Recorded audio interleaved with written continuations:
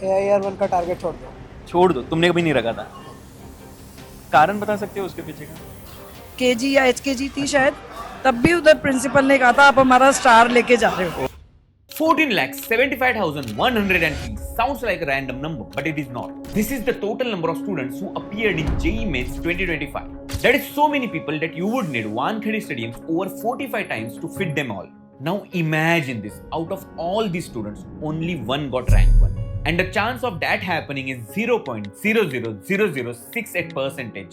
Almost impossible. But one student did it. But how? What kind of mindset, preparation, dedication does it take to get to the AIR-1? Don't worry, today we will be figuring it out. Today we are gonna interview the AIR-1 of JEE Advanced 2025. So hi Rajat, how are you? बढ़िया।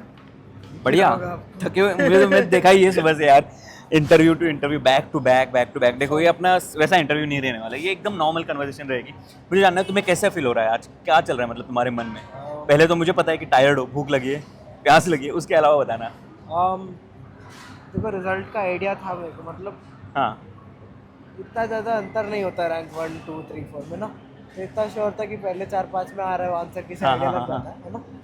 बहुत ज़्यादा कुछ नया नहीं था मेरे लिए कि रैंक 1 आ रही है, मतलब इतना आइडिया था। और अभी जो ज़्यादा एक्साइटिंग पार्ट है वो यही है कि नए नए लोगों से मिल रहा हूँ अलग अलग जगह से। ओके। बहुत सारे मेरे क्लासमेट्स भी, इस बात की भी बहुत खुशी है। और जो interviews तुम्हारे अभी वगैरह- क्लास में वही साथ में कॉलेज में भी होंगे उस बात, बिल्कुल, राइट? हाँ, मैं देख रहा हूँ, मैंने ऑब्जर्व किया तुम लोग ऐसे आपस में काफ़ी फ्रेंडली हो, हाँ, फ्रेंडली कंपटीशन है। 2 3 साल से जानते, कैसे फ्रेंडली नहीं होंगे मतलब। ठीक है यार, देखो मैं जेई के बारे में तो पूछूंगा मुझे, बट पहले जानना है कि जेई की जर्नी में तुम्हें लाइफ के बारे में क्या सिखाया है? शांत रहो, डिसीजंस आराम से लो, बड़ी चीज़ें झेलने के लिए तैयार रहो। मैं वही सोच रहा हूँ यार, इस सुबह से इतना सब लोग इसके पीछे पड़े, सेंटर ऑफ द अटेंशन है, तब भी बंदा एकदम चिल है। एक 10th क्लास का बंदा आया था इससे मिलने के लिए और वो काफ़ी 2 घंटे रुका था, एंड मतलब टू बी ऑनेस्ट उसको इतना इंपॉर्टेंस देना ज़रूरी नहीं था, तब भी इसने शांति से जाके बात करी, एंड इसकी मम्मी भी काफ़ी सपोर्टिव थी। मैंने देखा यार, मुझे बहुत अच्छा फील हुआ ये देख के कि the way you were interacting with that guy, the way your mom was interacting, उसने शी गिव मेहनत योर करी तो मेरे ख्याल से उसको रिजल्ट मिलना चाहिए था, इसलिए वो उधर बैठा रहा 2 हाँ, घंटा, हाँ। तो ही deserves. He deserves small interaction with you. यार मुझे बताओ, तुमने अपनी जेई की प्रिपरेशन कब शुरू करी थी? 10th beginning. 10th में, okay. And throughout your preparation were there any phases जहाँ पे तुम्हें बहुत ऐसा डिप्रेस फील हो रहा था, डिमोटिवेटेड फील हो रहा था? जितना आपने बढ़ा चढ़ा के एकदम एक्सप्रेशन देके बोला उतना नहीं।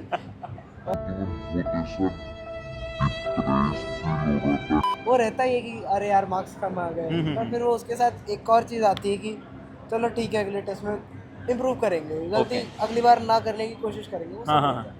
अच्छा, तुम्हारे लिए सबसे डिफिकल्ट टॉपिक कौन सा था? जहाँ पे भी मेमोराइज करने का पार्ट हो जाता है, हाँ, मे इट भी फिजिक्स, मैथ्स और केमिस्ट्री, ओके।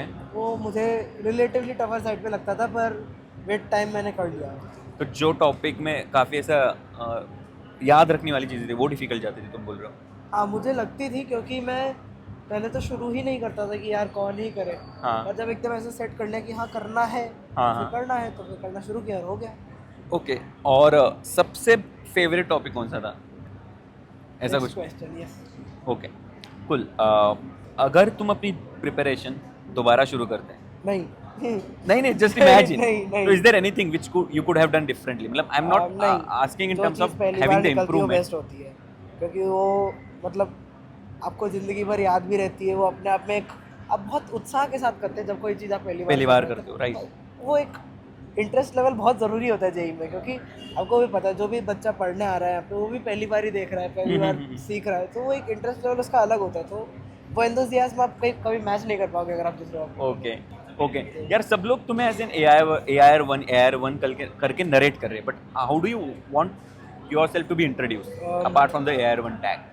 आप हमारे साथ रहे हुए नहीं है, नहीं तो आपको पता होता कि हमारे क्लास में बहुत सारे से स्किल्ड बच्चे हैं। हाँ, हाँ। तो क्या होता है कि एग्ज़ाम के दिन पे क्या किसका निकलता है उससे फ़र्क पड़ता है, लेकिन बहुत ऐसा नहीं है कि मैं सबसे अच्छा हूँ, मैं बेस्ट इन द मतलब क्या कहते हैं फील्ड हूँ, ऐसा कुछ नहीं है। बस सारे नियरली इक्वली फुटिंग पे होते हैं। ओके किसका कैसा हो जाए वो किस्मत। ओके। अगर तुम्हें 1 लाइन एडवाइस देनी है for the aspirant who are targeting AIR-1 और टॉप रैंक, उनको क्या बोलते हो? AIR-1 का टारगेट छोड़ दो। छोड़ दो, तुमने कभी नहीं रखा था। कारण बता सकते हो उसके पीछे का?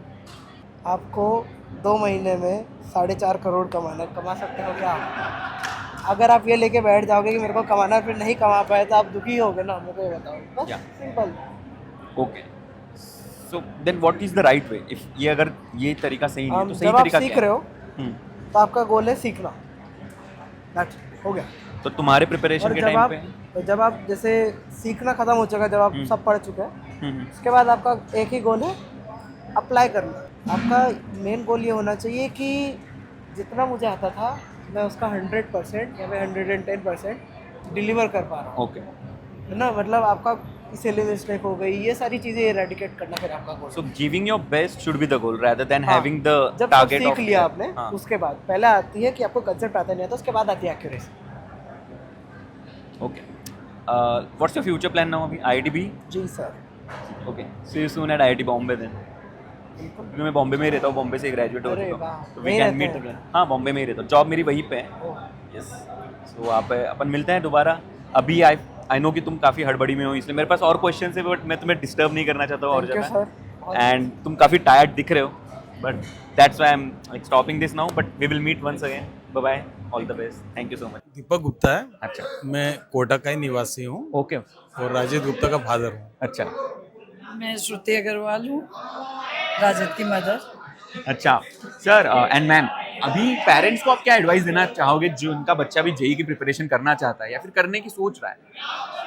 ये बहुत कठिन सफर है जिसपे बच्चे अगर चल रहे हैं हाँ। तो उनका संबल बनना है, ना कि उनके रास्ते में कोई किसी प्रकार की बाधा लगानी है। Okay. संबल ऐसे बनेंगे कि बच्चे को जो वो करना चाह रहा है वो हाँ, हाँ। जानता है कि उसके लिए बेस्ट क्या है, उसको सपोर्ट करें और उसके बैकबोन बने, बजाय इसके कि उसको ये सोचें कि नहीं, मतलब रैंक की कामना ना करें, अच्छे उसकी नहीं करें। बच्चा अपने आप बेस्ट परफॉर्मेंस देगा, उसको गाइड करें, उसका सपोर्ट सिस्टम बने।